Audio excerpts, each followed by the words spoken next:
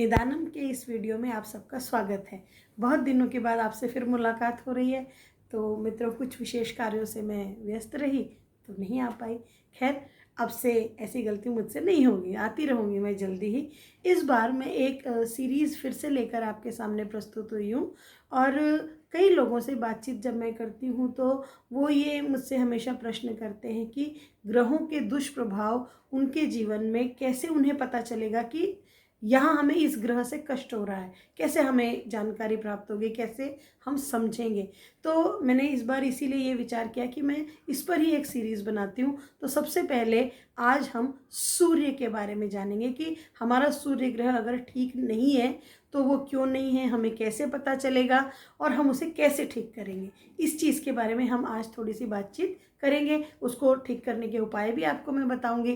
तो सूर्य, क्योंकि आप जानते हैं हमारे लिए आदि देवता है, हमारी शक्ति का स्रोत है, हमारी जीवन शक्ति, प्राण शक्ति हमें सूर्य से ही प्राप्त होती है।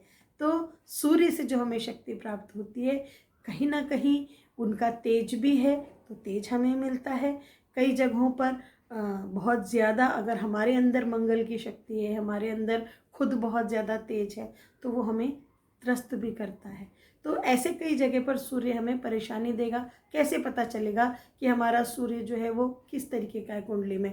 तो अगर आपको हड्डियों के, अस्थियों के तकलीफ होती है, आपके ये सारी हड्डियों की परेशानी है और दर्द होता है शरीर में, या आपके शरीर का कोई एक हिस्सा निस्तेज हो गया है, काम नहीं कर रहा है, आपको उसमें प्राण शक्ति उतनी महसूस नहीं हो पा रही है, ये सारे लक्षण जो हैं ये सूर्य के कमज़ोर होने के हैं।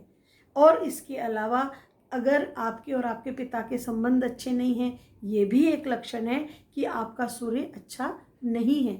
इसके अलावा अगर आप कहीं जाते हैं, आपको मान सम्मान नहीं मिलता, वो भी एक लक्षण है कि आपका सूर्य कुंडली में ठीक नहीं है। तो मित्रों, अगर आपके ये सारे कारण हैं तो सबसे पहला और श्रेष्ठ उपाय कि आप अपने पिता का सम्मान करें। पिता के साथ, पिता जो है वो हमारे कुंडली में सूर्य जो है वो पिता का कारक होता है। पिता और सूर्य बराबर ही हैं। अगर आप सूर्य को रोज जल नहीं देते हैं, अगर आप सूर्य की उपासना नहीं करते हैं, अगर आप रविवार का उपवास नहीं करते हैं, आप अगर गायत्री मंत्र का जाप नहीं करते हैं और अगर आप सिर्फ अपने पिता की हर आज्ञा का पालन करते हैं, उनका मान करते हैं, तो ऑब्वियसली अपने आप ही आपका सूर्य अच्छा होगा, बिना कोई रेमेडी किए हुए। लेकिन हाँ, अगर आपका कुंडली के कहीं ऐसा योग बन रहा है कि आपका सूर्य अच्छा नहीं है, तो फिर उस समय में आपको कुछ एक उपाय है जो मैं आपको बता रही हूँ, आप करेंगे तो बहुत अच्छा रहेगा। सबसे पहले तो कहीं पर भी आप जाएं तो थोड़ा सा गुड़ खाकर घर से बाहर पानी पी के फिर निकलें, या कोई अगर आप कार्य शुरू कर रहे हैं तो थोड़ा सा गुड़ खाएं, पानी पिएं और फिर अपना कार्य शुरू करें। सबसे पहली और काफ़ी प्रभावशाली ये रेमेडी है, ये उपाय है। दूसरा, आप रविवार का उपवास करें, बिना नमक के आप शाम के समय एक समय भोजन खाएं।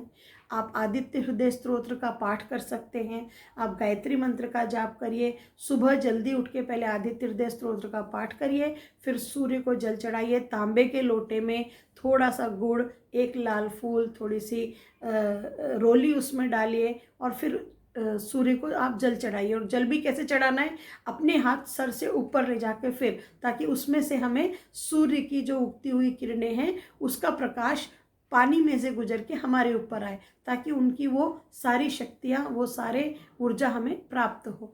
तो इस प्रकार से जब आप करेंगे तो धीरे धीरे आपका सूर्य जो है वो अच्छा हो जाएगा। लेकिन हाँ, इसके साथ आपको पिता का सम्मान करना, उनकी आज्ञा का पालन करना, उनकी सेवा करना, वो तो आपको करना ही है।